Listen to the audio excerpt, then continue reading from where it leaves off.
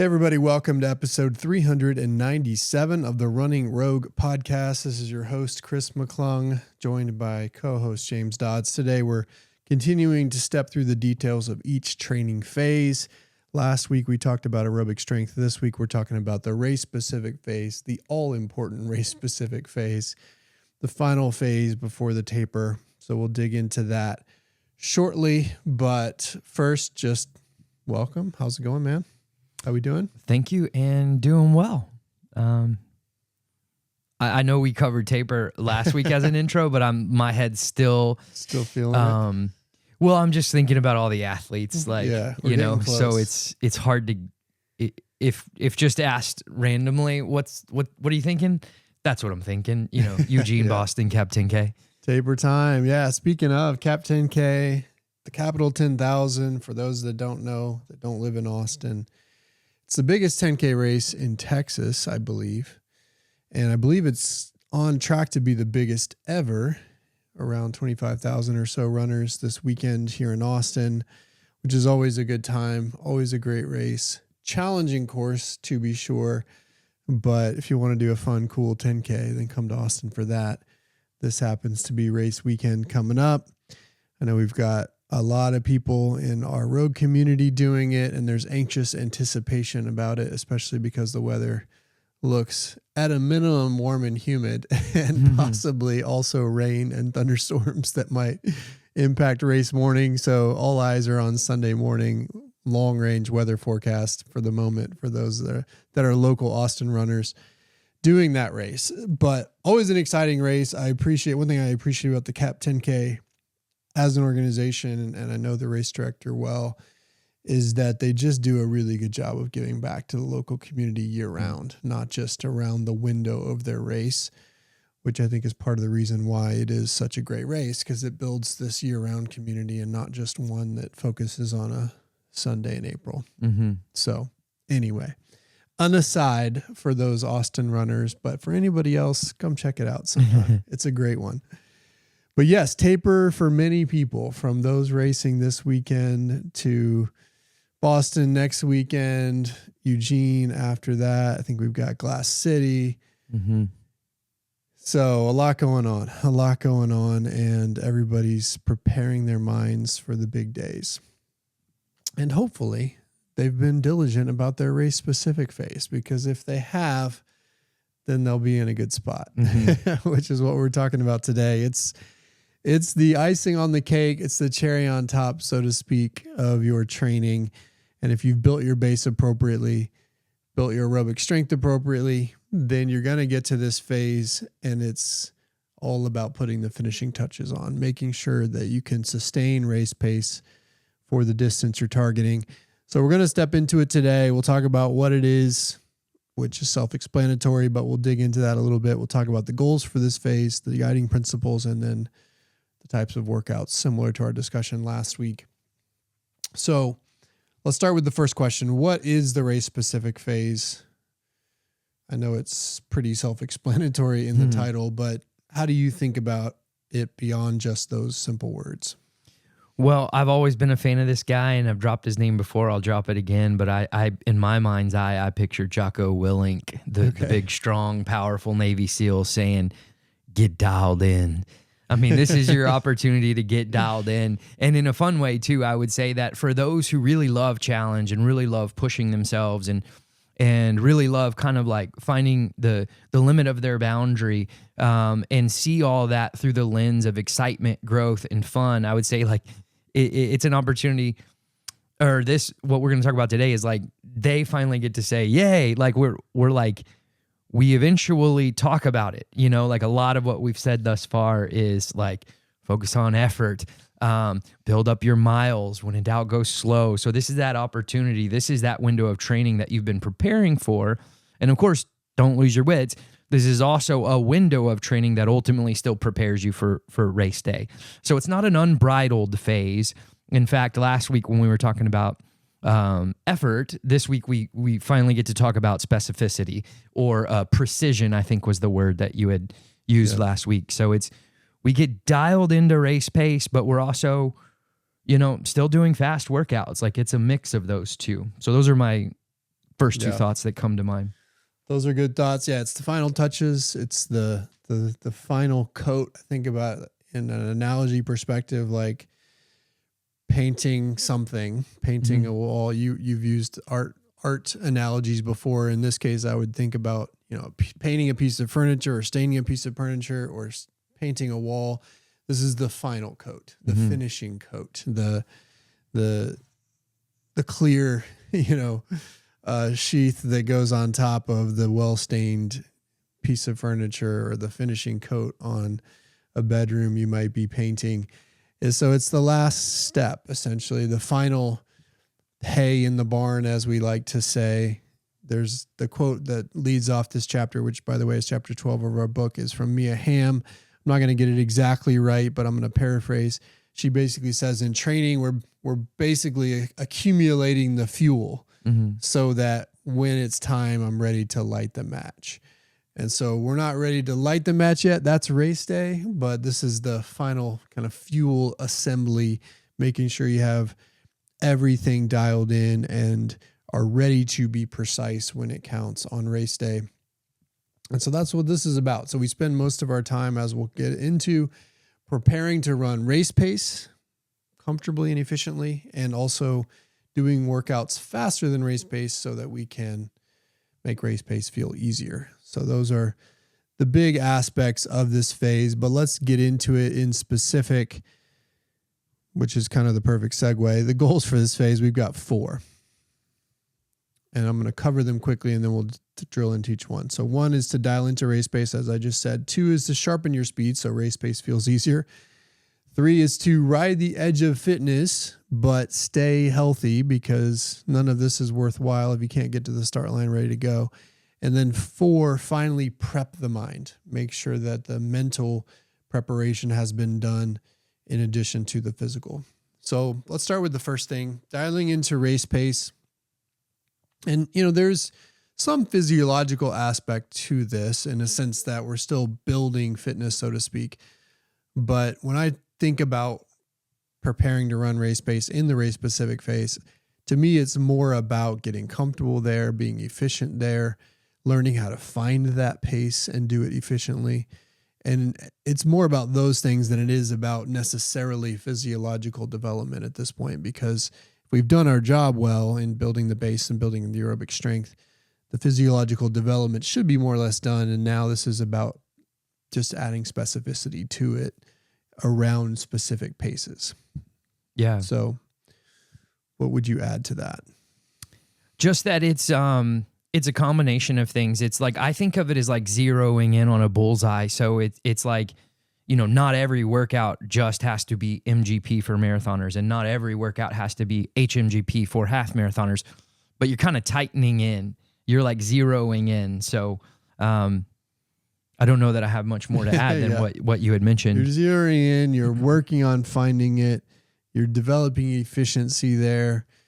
And, in our training programs, and we'll talk about workouts in a second, you don't need to spend a ton of time at race pace. For me, it's more about the frequency of getting there and finding it and staying there and then getting out of it and coming back to it. So for us, the longest stint I might prescribe for marathoners at marathon pace might be 5 miles. And that's for a more advanced runner. For half marathon pace, it's going to be probably 2 to 3 miles max. So we're not talking about really long stints. I think some people, when they think about preparing and dialing into race pace, they think about doing, for marathoners, 10 miles at marathon pace or something like that. It's not about that, but it's just about finding it and giving yourself frequent opportunities to find it in this window of time, staying there, being efficient there, getting out of it, coming back to it. And again, we'll kind of get into workout specificity in a second, but I just want to make sure that people understand this isn't running a long run at race pace. This is doing very targeted work at race pace. Second thing we do in this phase is we sharpen our speed. As we will talk about later, we work on VO2 max essentially to make race pace feel easier. So if you're running a half marathon, you're going to spend some time at 5K pace. If you're running a marathon, you're going to spend some time at 10K pace. If you're running a 5K, you might spend some time at 3K or mile pace. So it's going past that point of race pace, getting into that harder space, but with the fitness to do it, so that then when you go back to race pace, you're like, oh, okay, this feels easy, right? Yep. And so that's a second goal for this phase. Again, also pretty self-explanatory. I think the key with this goal, though, is to just make sure you're not overdoing it, not getting greedy with it. You know, I think about a workout I had today for my April marathoners. We were doing our classic kind of late stage race specific or even taper workout of 800 meter reps at 10K pace, which is one of our staples kind of late in marathon training, where you're hitting faster than race pace at 10K pace, only for 800 meter intervals, typically with relatively short rest. But the challenge in that workout isn't necessarily hitting the pace. For most runners at that point in their journey, it's about not overdoing it, not getting tempted to go beyond 10K pace. And rather than pushing to 5K pace because they probably can at that stage in training, you want to make 10K pace feel easy and as comfortable as possible, so that then marathon pace feels easy when you go back to it. So it is sharpening speed, but it's not in a greedy sense, if that makes sense. Absolutely. And instead of responding with more from my brain on that, I actually was reminded, this was asked in our virtual training community sometime within the last 4 to 5 months. And it's an athlete that's listened to your podcast quite a while, trained with you in the Renegades, now training with Team Rogue. But she had asked, I've heard Coach Chris say he likes working half marathon pace and 10K pace for full marathoners, but then like 5K to 10K for half marathoners, and what you just said, 3K to mile for speed. So why? That was her question. And we answered it, of course, in that environment, but I think it'd be great for you to extend your perspective to everyone listening. Well, I mean, why? Because one, it's faster than race pace, so it kind of checks that box. Two, it's not so fast that it breaks you, basically. So you're trying to find that balance of sharpening speed, but not pushing the envelope too much so that it breaks you. And in the case of marathon training, when you're doing 20-mile runs in this window of time, you're probably doing race-specific long runs where you're really fatiguing the legs and you're at higher volumes. To go beyond 10K pace would be greedy, because you could do it probably. You probably have the fitness to do it, but you're taking risks that's not worth taking, because you're accomplishing the goal of making marathon pace feel easier, but in a pace range that is less risky. And the same for half. If you're used to running half marathon workouts and you've built that muscle and your volume's a little bit lower than marathon training because you're not doing 20-mile runs, then the same thing. You can get to 5K pace and do it without as much risk. And then obviously, that kind of message scales all the way down. So that to me is the primary reason, because it checks the box of being faster and working speed without the risk that is associated with going faster, depending on, again, where you've been developing your range. I think also with speed, like if you're doing a speed track, for example, and you're working on building towards a 10K, you've already been doing a lot more work in the 5K to 10K pace range, so that when we're asking you to go to 3K or 1 mile pace, then it's not as demanding as if you've been mostly doing work at half marathon and marathon pace, and suddenly we're asking you to drop down to mile pace. Yeah. So it's a cumulative load question, a risk taking question, and making sure you're balancing those things. Yeah. Yeah. I like to think of it as like the definition of the word speed in this phase of training.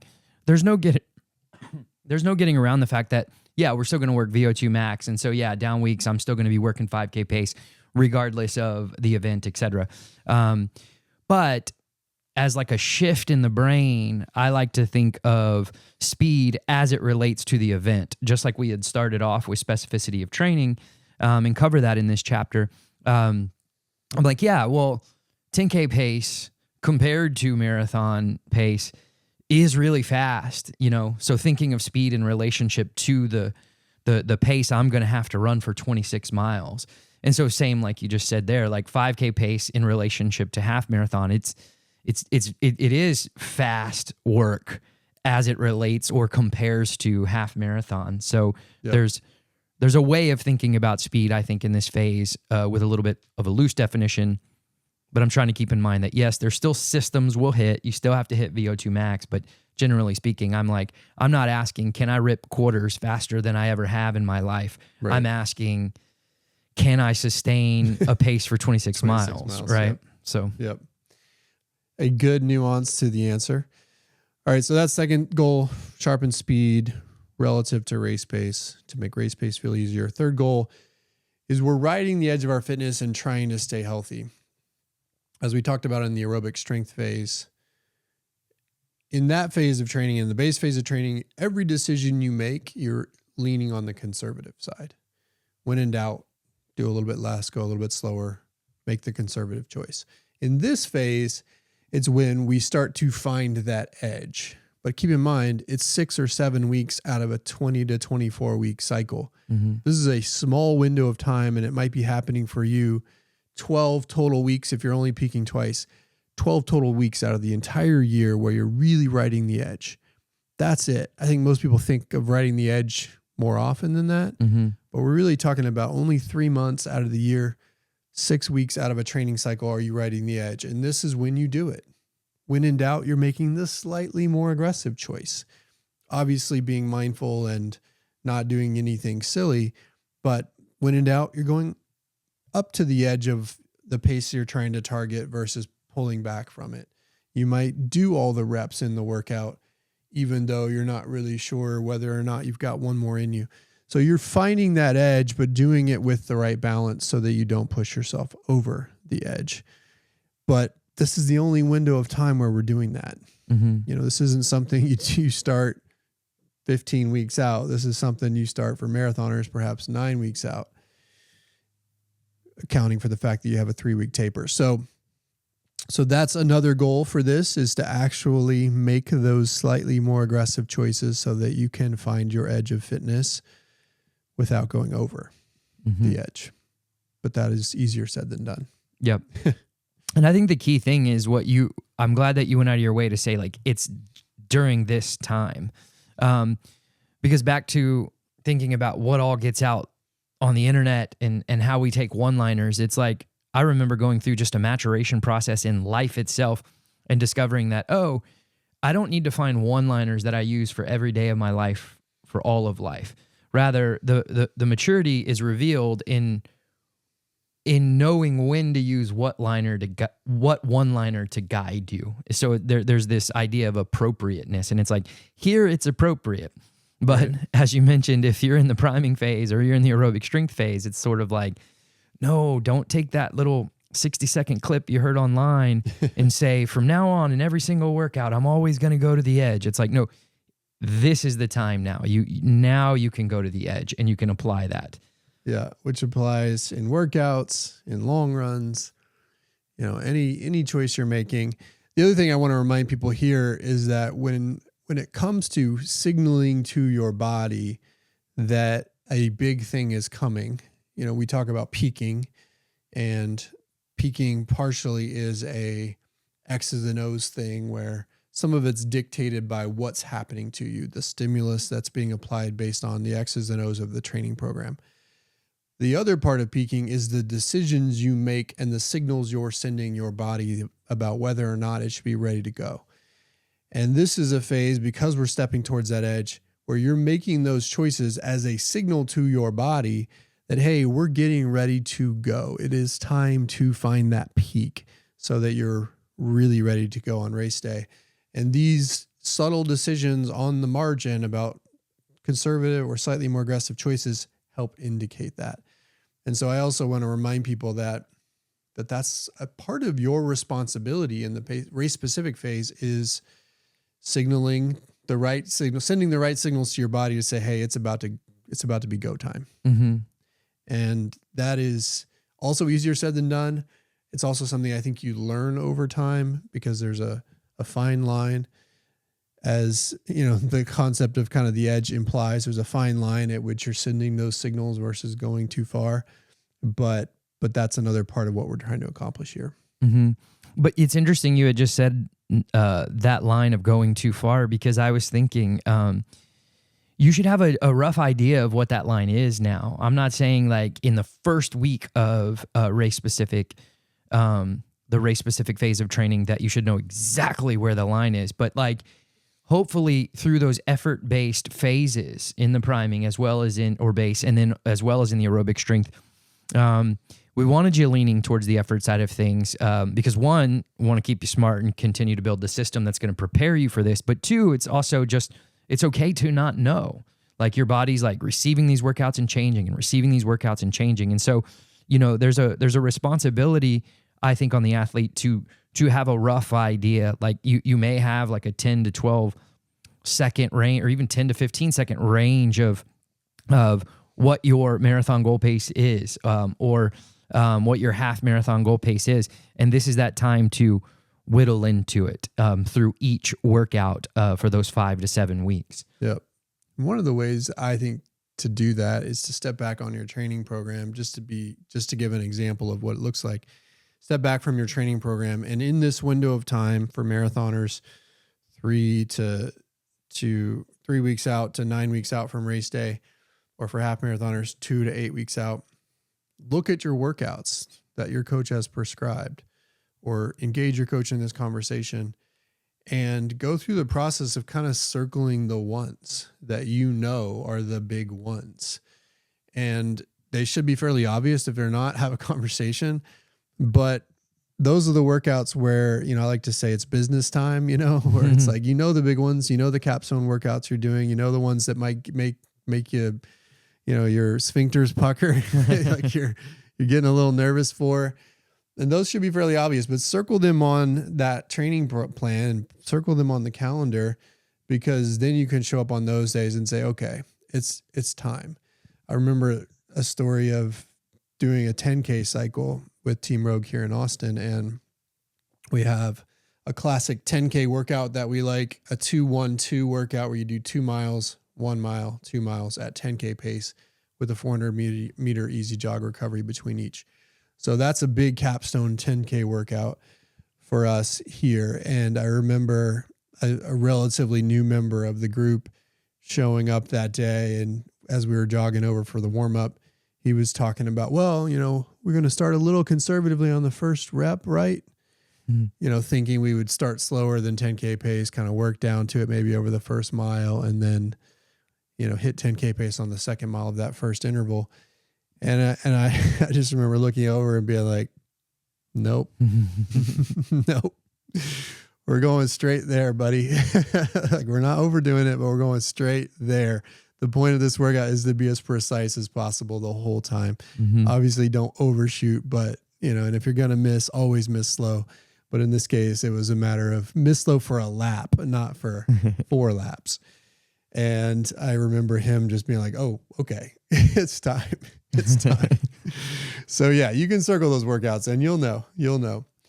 All right. The fourth thing as we dig into the goals is to prepare the mind. We're doing this throughout the cycle as we've discussed, but in this case in particular, you know, you've got 8 or 9 weeks to go till your big day. This is the time to start preparing the mind and to bring up those things that will help you get there.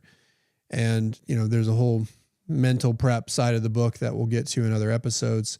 But in this case, what does that mean? In my mind, it's one, remembering your purpose, kind of reflecting back on why you signed up for this race and this goal in the first place, using that to translate it into tactical mental tricks that you can use on race day and perhaps start using in these final workouts. For example, creating mantras for your race day. Another thing to do here is starting to visualize the race. You know, This is something for me. I start in earnest 6-7 weeks out from race day, where I'm starting to visualize the race in small chunks, not all at once necessarily, but on an easy run, I might start thinking about the start line and that start line experience and visualizing what it's going to look like. So you start to step through those things so that in parallel to getting the body sharp, you're also getting the mind sharp. Mm-hmm. Yeah. I like to, I don't think I have a ton to add, except that like one of my favorite one-liners is, "This is what I came for." And it's also what you've been preparing for In the same way, this will prepare you for race day. It's what you've been preparing for with all these weeks of volume building and moving through different workouts. It's like, all right, this is what I came for. And that's something you're going to have to say to yourself on race day anyway, when it's not only at the start line, when the butterflies are crazy and you're worried about what's to come, but also when you're in it and it's getting rough. Yep. You'll have to whisper again, this is what I came for. Yeah, prepare your mental toolkit in this phase as well. No need to start that in the taper phase. All right, so those are the 4 goals. Dial into race pace, sharpen your speed to make race pace feel easier, ride the edge of your fitness, but stay healthy doing it. And then 4, prepare your mind. Let's talk about some guiding principles that weave into those goals. And the first one that we'll talk about is in stark contrast to what we talked about last week with the aerobic strength phase. With the aerobic strength phase, we talk about effort being king over pace. In this phase, pace generally trumps effort. Now, that's a rule of thumb. There are situations where effort's still king, but in this case, in general, pace becomes more important because we're wanting you to dial into a race pace, as an example. And that's going to be something that's associated with a specific pace per mile plan that you put together for race day. And so by definition, you need to create some precision around that, where in the prior phases, it's more about finding a general effort zone to get the fitness building goals that you want. So that's in stark contrast. And again, this is only a 6 or 7 week period of time where that's true. Pace trumps effort, but it is important. Mm-hmm. And what I would mix in there is the part we just came off of, and that's visualizing race day. It's like there's 2 parts when it comes to precision, and you mentioned this earlier in the 800s example, but it's like also not going faster than. And so it's like if it is a rough workout, then I'm going to encourage like if you're having a rough day, I think the goal there is to visualize the later miles of the race where you know that it will be required of you to push yourself to that standard and say, it's within my reach, but it's going to take a lot for me to get there. It's like, okay, that's when you're pushing.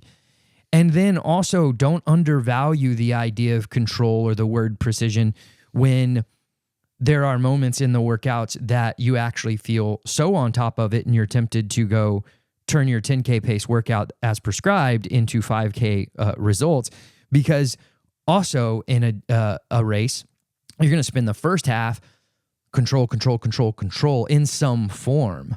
You're actually spending so much of your mental effort in to hold yourself back early and play it wisely and strategically such that you can race away at the end. And so I think it's like, not only do we visualize when we're doing these specific workouts, but we can visualize different parts of the race based on how the workout's going. So if you're in a hold back day, picture early miles. When you're on I'm not my best, man, but like I'm trying here. Then it's like, okay, push, but stay specific there, right. And picture later miles. Yeah, that's a good thought, because one thing I always tell people is that I actually don't mind it in this phase of work when workouts go poorly. You know, everybody wants perfection in this phase of work because that's what makes them feel good. That's what validates them. That's what says, hey, I'm on track. I'm doing all the things I need to do. But for me as a coach, I like sometimes for it to go poorly for a couple of reasons. One, because that's just the reality, right? You're never, as I like to say, there's no such thing as a perfect training cycle. But 2, it forces you to deal with the mental side. And that, again, as we just mentioned, is as important in this phase of work as the physical.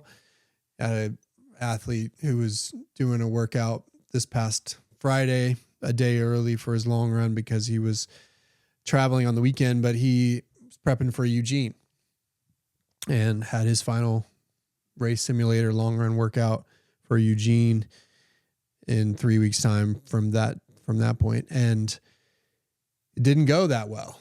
I mean, the first part went fine, but then the last 5 miles or so, the wheels kind of came off, and he fought through it anyway, you know, stayed true to the effort that he was trying to achieve and tried to stay on it, but it was just too hard. And I think part of that was the weather was gross here in Austin, and the humidity probably caught up to him a little bit in a March time period when we're not really acclimated to that yet. But he told me what happened. I said, look, honestly, I don't mind it at all. In fact, I like the fact that you had to fight, because that is real life when it comes to the marathon. And as someone who's done a lot of marathons, I've had great marathons after really bad final race prep workouts. Better to happen then than it is to happen on race day. And so, for me, I don't necessarily look at workout outcomes as any direct correlation to how someone can perform. Yeah. It's all a bunch of data points and not just one single data point that matters on that point, that front. But it kind of gets to what you were talking about, which is that when pace goes off or wrong, stay in it, because the mental prep that comes with that is important too. But yeah, I also like the point you made about the precision. It's not too fast or too slow. It's kind of right in the middle, and you want to be developing the specificity around the paces you're trying to target, especially when it comes to race-specific pace workouts. So pace trumps effort in this phase. Second guiding principle, again, that's kind of in contrast to the aerobic strength phase. In the aerobic strength phase, we talk about when in doubt, take the conservative choice. In the race-specific phase, when in doubt, press. Take the slightly more aggressive choice. Again, as we've already alluded, there's a limit to that. Don't go crazy. Don't do anything silly. But when in doubt, when you're not sure if you should go a little bit faster or do one more rep, then in general, in this phase of work, you want to choose the slightly more aggressive choice.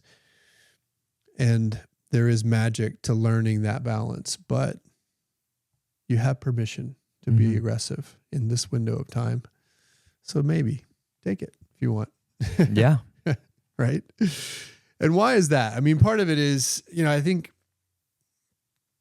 we talk about this idea in Rogue of being fit enough to train. And I think that usually is applying to the transition from the base phase to the aerobic strength phase. It's like, okay, I've built the base so that I can now start doing, quote, real workouts. And in this phase, it's a similar corollary where, okay, now you're fit enough to make those choices. Like before, if you're in the aerobic strength phase, you're not yet fit enough. You're still building volume.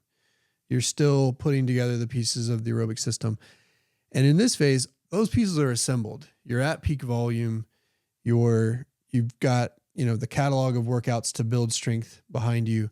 And so now when you're making those choices, you've got the musculoskeletal resilience that's been built up over the course of 15 weeks of work, perhaps. And so now you're fit enough to make those choices. It's not like we're drawing an arbitrary line in the sand and being like, okay, now you have permission. That's just, we're making it up, but you have permission now. It's like, no. You have permission to make those choices because you've earned the permission to make those choices with all of the work that's come before. Yeah, I'm glad you went that direction, because you had said earlier it's about signaling.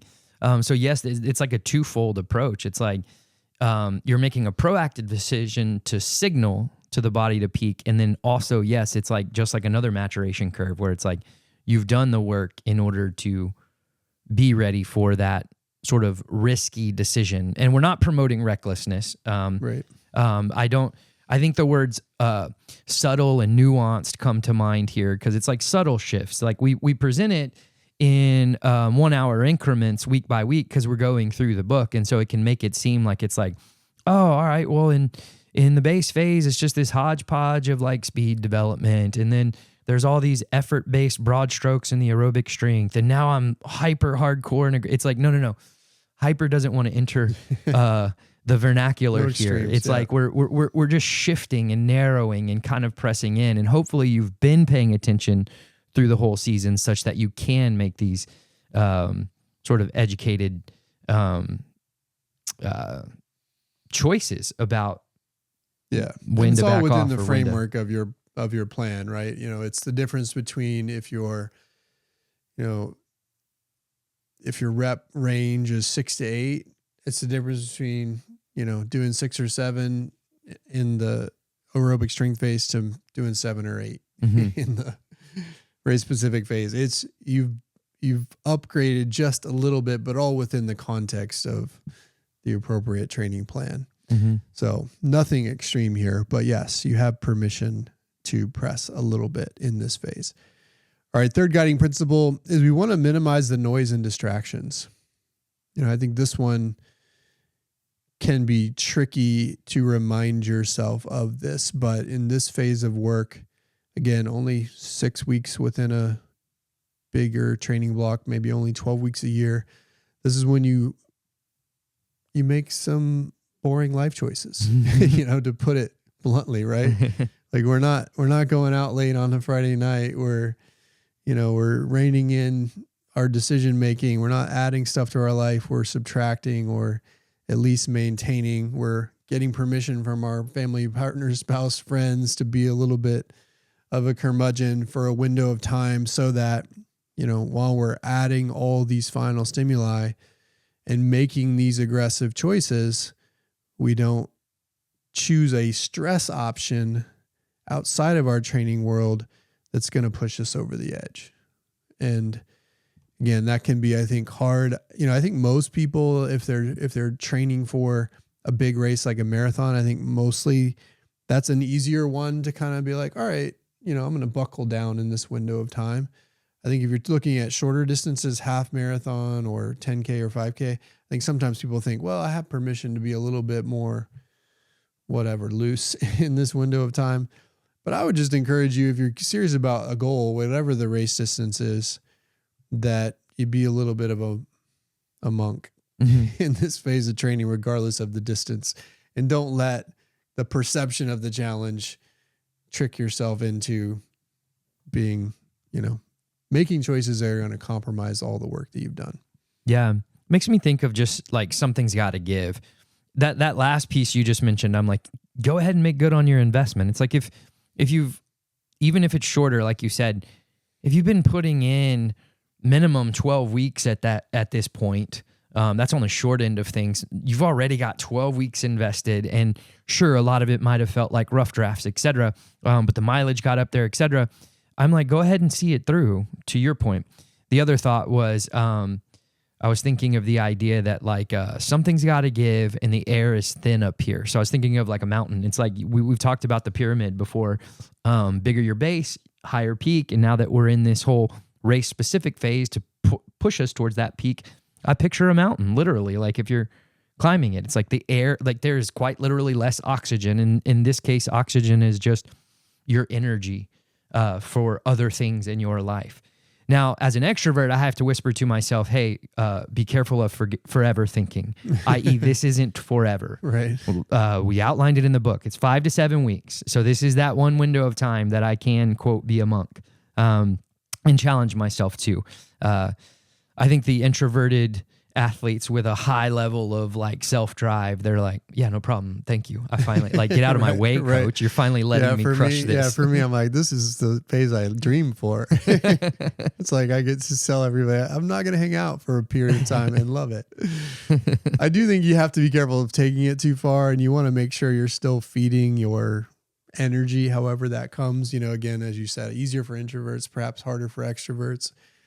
But to me, it's just, again, I mean, I don't want to tell people how to live, but it's just on the margin, do a little bit less, or, go to the movie versus going to the club, like these are subtle life choices that are going to make sure they're not stealing from your training energy and the power that you can bring to these final finishing touches of this phase of work. So minimize the noise and distractions. The other part of this is not adding anything new that would be perceived as a quote good thing. This is not the time to add a yoga routine or to change your diet or to add strength if you haven't already.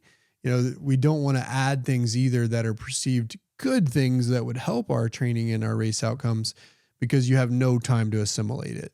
Right. So those can also be distractions, in a different sense, where it's like, oh, I'm going to go start Pilates because I've been slacking on my core work. It's like, no. This is not the time to do that either. So in addition to the more fun distractions, avoid the ones that might be perceived as quote good ones if they aren't a part of your routine already. And I can relate to those ideas popping in my head. And that's where like specificity of training is a good recall, like just as a mental tactic. Like, no, like instead of being like, ooh, what if I tried this new class or something? It's no, like put that intention, that energy, that effort into that medium long run, because they're long at this point. Like put that energy, attention, and effort into like almost like in a ritualistic like fashion. Like I take my medium long run seriously. I take my quality day very seriously.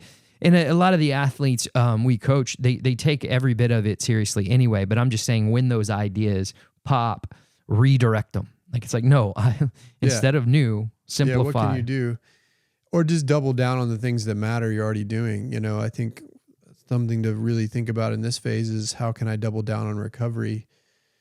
Not in a way that's adding a bunch of time to your routine, but more in a sense of just precision and making sure you're on top of it. Things like fueling appropriately and rehydrating appropriately after long runs and workouts. It's like, all right, if I just had a big effort, what am I going to do to, one, get back to peeing normally as quickly as possible to make sure my body has the hydration it needs to rebuild itself? How am I going to get good, filling, well-balanced macronutrient meals in a 90-minute window post-workout or post-long run? And just, you know, maybe in the other phases, you're a little looser on those things. But in this phase, it's like, no. I'm going to be dialed in on it every time because all of those things are going to matter when I'm dancing on the edge. So minimize the noise and distractions, and to put it another way, focus.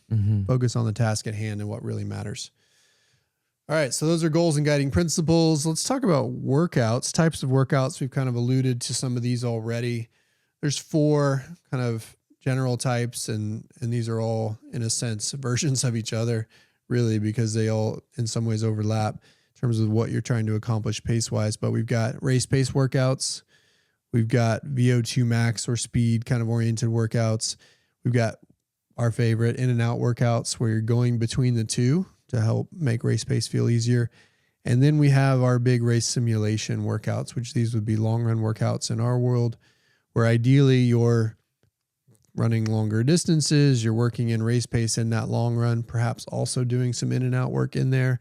And to the extent that you can, trying to mimic the terrain of your race as well, so that when you're doing those things, you're doing it over elevation that looks similar to what you might face on race day. So those are the 4 categories. Let's start with the first one. Give us some examples of just pure bread and butter race pace workouts. Well, one, it can honestly, the most simple pure bread and butter is like 3 to 5 miles at your race pace. Like if it's marathon, like I might assign something like 5 miles at marathon pace with a warm up and a cool down. Over time though, I've gotten to where I do like to tweak just a pinch, because like when I started, I was talking about zeroing in on the bullseye. I almost prefer, like if I was to, I know myself at this point, it's like typically if I'm thinking 5 continuous miles at race pace, I might change that to, you know, start the first one 20 seconds slower if it's marathon pace and just drop 10 seconds per. So like there's a progression within it. Yep. A staple one that I've used quite a lot lately, and I've even put variations of it in long runs, is just, we call it the MGP Sammy around here, the MGP sandwich, but it's 2 miles at marathon pace. Put that middle at half marathon and then come back to 2 more miles. So there's no recoveries. That is a very race specific workout. And that shock in the middle is not only going to cause lactate accumulation and then you recover at your race pace, but it's just increasing the rigor of the workout, which is pretty intuitive to most athletes. They're like, oh yeah, like this is something I'm going to run 26 miles, then 5's not so scary, even though in a given day that can still feel like hard work. Still, just the idea of increasing that middle mile is a great way by which to increase the rigor of the workout. Yeah, I like to call that one the Shrupp sandwich. I think he was known for that type of workout, often done fartlek style instead of by mileage. But yeah, it's a good one. Another one that we like, bread and butter, is just 2 to 3 times 2 miles or 2 times 3 miles at marathon pace. You know, as a marathon example, or 2 to 3 times 2 miles at half marathon pace as a half marathon example. 10K reps or 1K reps at 10K pace for 10K runners or perhaps 800s, depending. So those just simple, straightforward intervals where you're just getting in the work. Again, we like to break it up some where, and for me, the reason I like that is because, and others may have different reasons, but for me, I like that because you get into that rhythm at marathon pace for 2 to 3 miles. You have recovery. Often I'll say 2 to 3 minutes recovery. I don't really care about the recovery that much. Mm-hmm. I want it to be long enough that they recover from the work, but also long enough so that they kind of get out of rhythm, Mm-hmm. because for me, it's also about them being able to find it again. Mm-hmm. Like I think, and I've had people complain in air quotes to me, well, why don't we do longer reps at marathon pace? It's like, well, I like the in and out or to at least have the breaks because then that gives you more chances to find the pace. Mm-hmm. And finding the pace is as important as being able to hold it. Yep. From my perspective. So those are some simple examples of race pace, but it's really simple. It doesn't have to be super long segments, but you're going to do short, manageable segments at race pace with the goal being to make race pace feel as smooth and comfortable as possible. These are not workouts that should be that hard, Mm-hmm. Especially at this phase of training. They should be manageable. They should be sustainable. You should finish feeling good, strong, confident. You don't want these workouts to be tearing you down, beating you up, making you feel like you can't do it, anything like that. So race pace workouts, pretty straightforward. Then we've got some pure VO2 max workouts where we're working generally kind of 3K to 10K pace, depending, usually in shorter intervals. What are some examples of that? Well, the first one that came, you just said the 3K, so that's a little bit faster, but I was honestly thinking of like the Texas 10K, I got that workout first from Allison, who she said she had done it in some of her race prep workouts, where it's basically all at 10K pace, but it's, you've got a mile broken up into 400s with half the recovery, so 400 on, 200 off, then a mile of 800s, so with half the recovery, so 400 recoveries, but 800 at 10K. Then you get a nice pure mile at your 10K pace in the middle, and you come back down that ladder, 2x800, 4x400, again, all recovery variables being half of what the on portion is. That's a toasty workout, and because of the recovery variables, the distance, the total volume is going to get you to a 10K, even though it's only, quote, 5 at actual race pace. And that's 10K race pace, not... Right. That would be for a marathon. I might use that for a marathoner or a half marathoner too. Yep. But a classic rogue one. Also, just to get this, simple ones again, short intervals, for a half marathoner, 400 meter reps at 5K pace, maybe even working down a little bit in the later reps, or 800 meter reps at 10K pace, maybe working down depending on if you're a marathoner or a half marathoner. 200 meter reps for somebody who might be doing a 5K or a 10K. You might do 200 meter reps where you're going in and out, or even shorter rests sometimes. So just simple, straightforward intervals where you're hitting those faster paces is what we're talking about with these VO2 max reps. And then, of course, we've got my favorite workouts to both prescribe and do are in and out workouts where you're doing a combination of the two. Mm-hmm. And really the goal is to hit some faster paces interspersed with marathon pace or half marathon pace or 10K pace so that race pace feels even more comfortable when you get back to it. Sort of you're, quote, recovering at marathon pace or recovering at half marathon pace. That's one goal. The other goal is to use sometimes those faster paces to generate fatigue so that you have to work a little harder to hold race pace, which kind of simulates that late race fatigue without having to do 26 miles. Mm-hmm. So that's another reason why we incorporate some of these in and out workouts. And, there's probably too many examples to think about or name. Mm-hmm. One that I've liked recently for marathoners is 400 on at 5K pace, alternating with 1 mile at race pace, marathon pace, in and out, maybe continuously for 4 and 3/4 to up to 5 miles, all continuous. So it's it's actually 5K pace interspersed with marathon pace, but only a short 400-meter interval. And then you get a full mile at marathon pace. And so that's a fun one. I don't think it's that hard or that challenging, but it really makes marathon pace feel good. Mm-hmm. So that's one example from me. But what's a favorite for you? Well, I thought of two examples that I think are fun, and I don't want to say that. My fear is that it might make things confusing, but I hope it's actually in the spirit of explaining things. One, for a half marathoner, I might use the Julia in this phase, which we talked about in the aerobic strength last week. Yep. Because let's say that the Julia is set up something like 2 miles of 1 minute at 5K, 1 minute easy, short recovery, and then 2 miles at your race pace. You can see how for a half marathoner, they're going to be recovering at race pace, but they got those pickups, much like your example you just gave where it was 400 at 5K followed by race pace. It's also where I like to put a twist on the Michigan. So typically you might do some interval on the track followed by tempo pace if you're in the aerobic strength phase out on the road. Like that's a way to use the Michigan. I also like to switch that for marathoners where I do a combination of a descending ladder. So the intervals are going to go 1,200, 400, 800, but it goes 1,200, let's say at 10K or half, followed by 1 to 2 miles at their race pace on the road. 800 at 10K, followed by 1 to 2 miles at their race pace. 400 at 5K, followed by 1 to 2 miles at their race pace. So it's a way by which you can even take the bones, structure, or architecture of workouts that we've discussed before and make them race specific by changing instead of tempo in the aerobic strength and a little bit shorter. Now you're lengthening that road section and focusing on the race pace itself. Yeah. Yeah, and the combinations there are only limited by your imagination. I mean, these to me are some of the fun ones to dream up. You know, I also like to create variety with my in and out workouts, just to keep people on their toes, so to speak.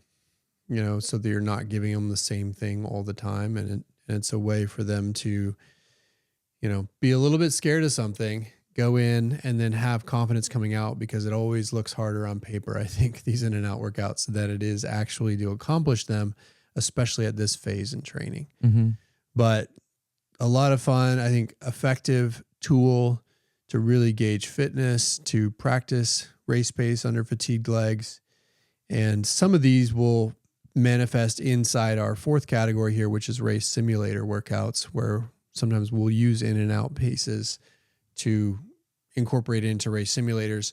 But race simulators are basically long run workouts where you're doing pace work inside a long run.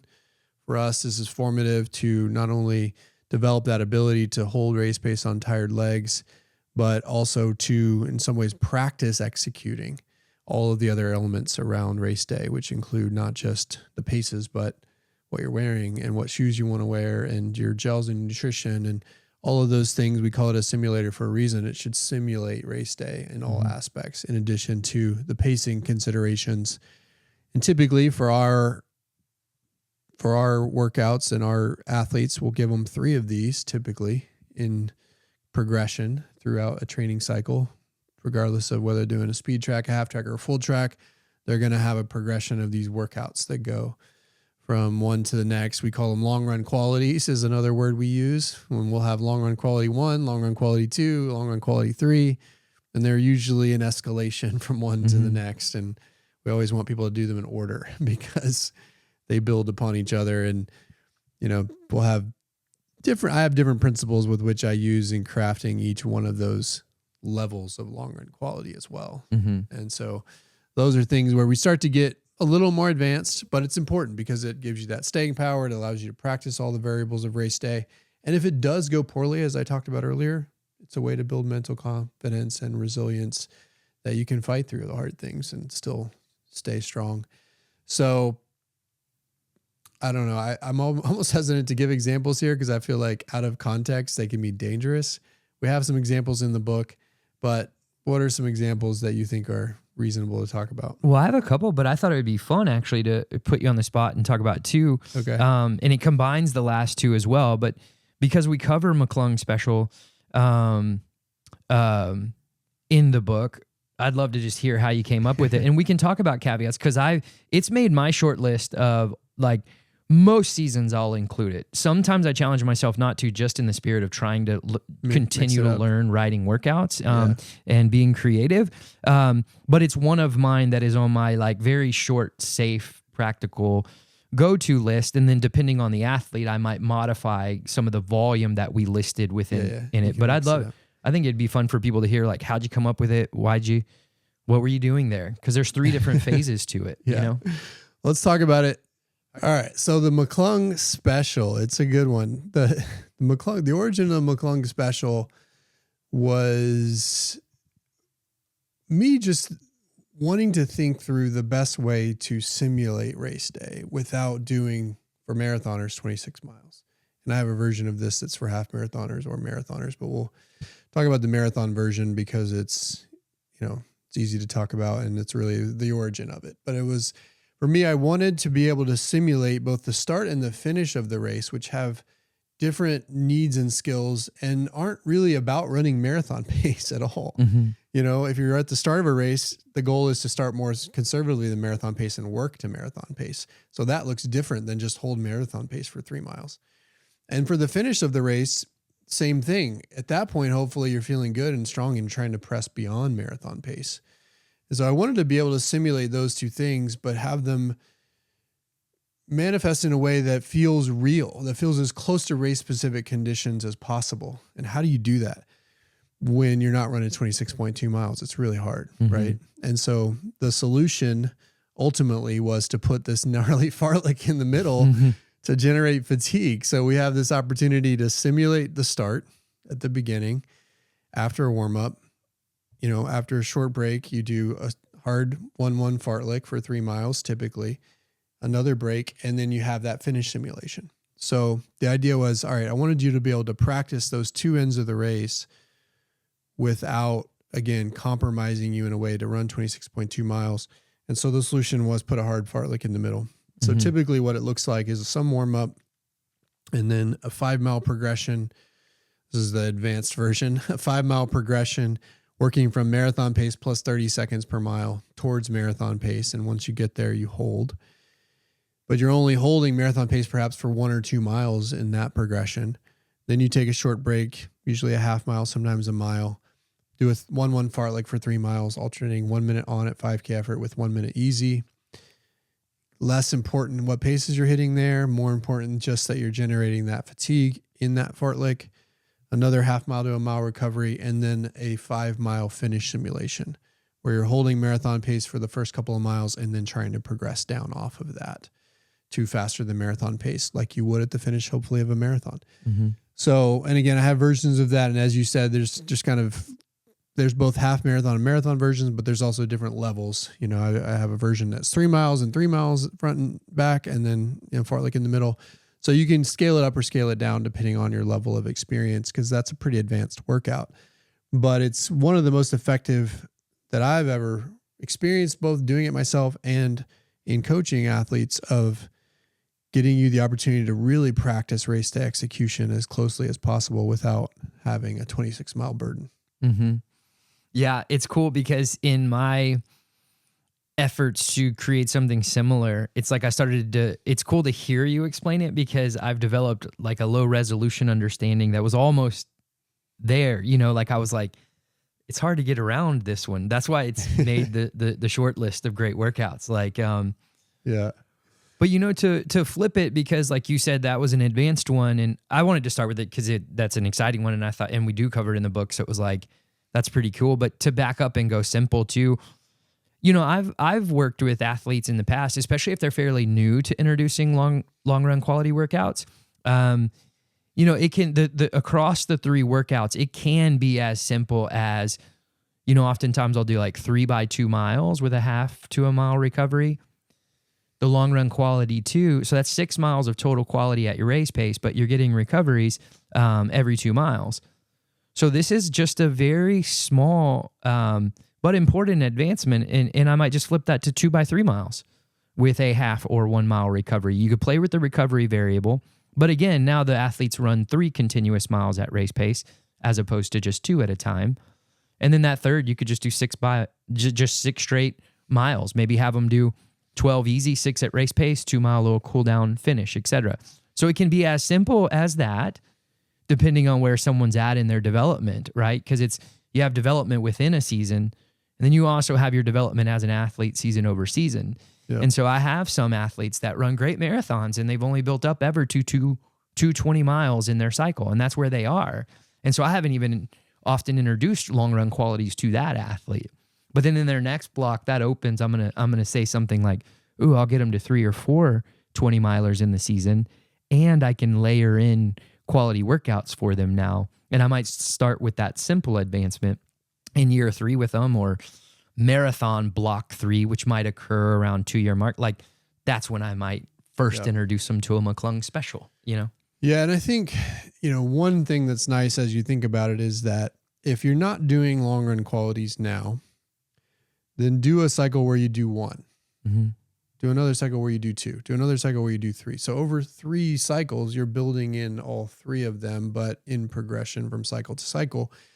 And the way it works, I think, in our world is that they're scaled in a way that, if you're adding 1, you're adding what we would consider a long run quality 1 and the characteristics of that. If you're adding 2, then you're adding that second one, which is another step forward. And then if you're going to 3, you're adding another step forward. And there's obviously variations across the types within each, but they're pretty consistent in terms of what we're trying to accomplish. So usually our first long run quality is just a simple race pace long run quality, where it might be 2 mile reps or 3 mile reps at marathon pace for marathoners, to use a marathoning example, with some recovery in between. But that's it. You're just hitting marathon pace and you're doing it in 2-3 mile chunks, nothing crazy. Then the second one, at least what I like to do with the second one, is add the in and out element at some level, but still manage the volume. So you're doing some sort of in and out. I often like to do it fartlek style, where maybe it's 2 minutes at half marathon pace, alternating with 6 minutes at marathon pace. And you're kind of going in and out for some period of time, maybe taking a break and then hitting again. And honestly, I just made that up in my head. So, but that's the kind of thing you're trying to accomplish, is introduce a little bit of variability and in and out nature without overdoing it in the second one. And then the third one, you want it to be as close to a race simulator as possible, meaning, as with the McClung special, you're capable to kind of mimic the start, mimic the finish. I particularly want people to be able to mimic the finish no matter what. Mm-hmm. I don't always do the start simulation with that, but you always want to mimic that progression at the end, where you're having to work from marathon pace to faster than marathon pace at the end of the workout, perhaps before a final cool down, so that you can, on tired legs, with other work in your legs, simulate that ability to still get faster off a marathon pace when it's hard and when you're tired. And so that McClung special is an example. We have another one we call the Makova, which is kind of a combination of McClung name with Canova, the Kenyan marathoner coach who likes to do long progressions. And so I have another one, again, various forms of it, where you're doing long progressions at the end of a long run, perhaps with 1 mile recovery. But the one I have in my head is a 4-3-2-1. So, you're warming up until that point. Then you're doing 4 miles at marathon pace plus a little bit, like 20 to 30 seconds, depending on the weather. Then going from there straight into 3 miles at marathon pace, straight into there at 2 miles faster than marathon pace, and then a 1 mile cool down. And that'll finish out a 20 mile run. So that's an example of the Makova. Again, we like to name things just for fun. I was gonna say, did the Renegades but it's, put that one on there for you? it's a simulation of finishing strong on tired legs at the end of a 20 mile or 22 mile long run. So there you go. So those are some examples, but that's the idea. And so if you've added 1 long run quality, it should look like, all right, just some race pace. Mm-hmm. You're adding 2, all right, some in and out. Adding 3, some full simulator elements. And that's kind of how you can build. But don't go from 0 to 3 in one cycle. That can be dangerous. And you don't want to go from 0 to McClung special, right away.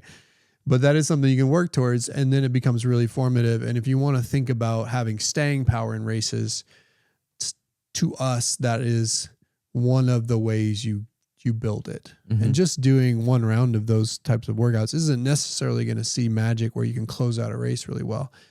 But if you do that consistently and you stack, seasons of that type of stimulus, then you're going to develop that resilience, that staying power, so that when the legs are tired and you're mentally tired, when it gets hard at the end of a half or a full, you're going to be able to still get faster off of race pace. And that's the goal.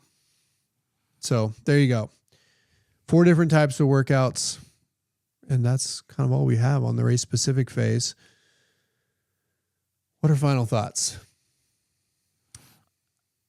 I'll give my final thought here is really the final thought that you were just ending on. And that's sort of like just similar to last week. It's like always be aware of where you are.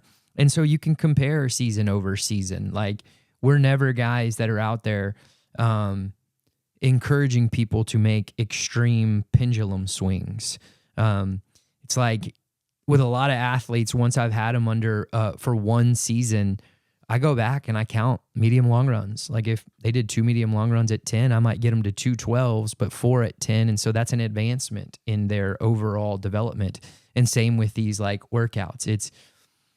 I love getting creative with long run workouts, and they're really fun to talk about. But in practice, it's like, again, if you've only ever run 2 by 20 miles in build up to a marathon, then you don't need to make a crazy pendulum swing. Like 3 to 4 in the next block is going to be great.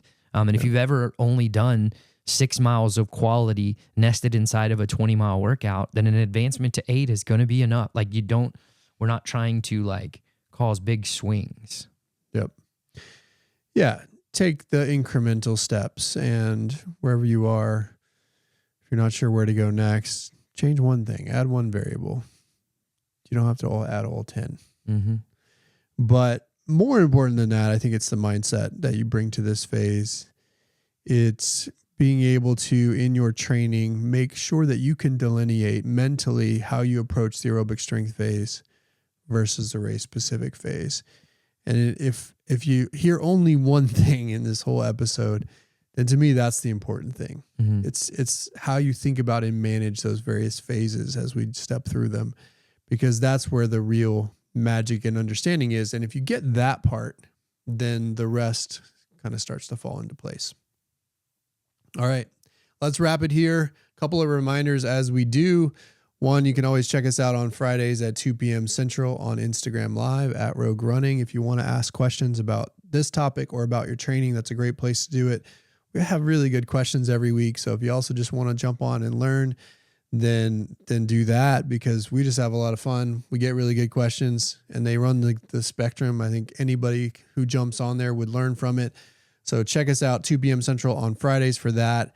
Check out our YouTube if you haven't already, if you want to see us in video form, and also check out our training programs if you're interested in coaching. We've got virtual one-on-one, virtual group, in person in Austin and Dallas, pretty much every possible option to, no matter where you are in this beautiful planet, to access our training and coaching. You can find all that info on the website. You can also just email us, coaching@roguerunning.com. Again, that's coaching@roguerunning.com. If any of that's confusing and you just want to cut to the chase, then we can help you through that email. And with that, we'll wrap this one here. We'll talk to you guys next week.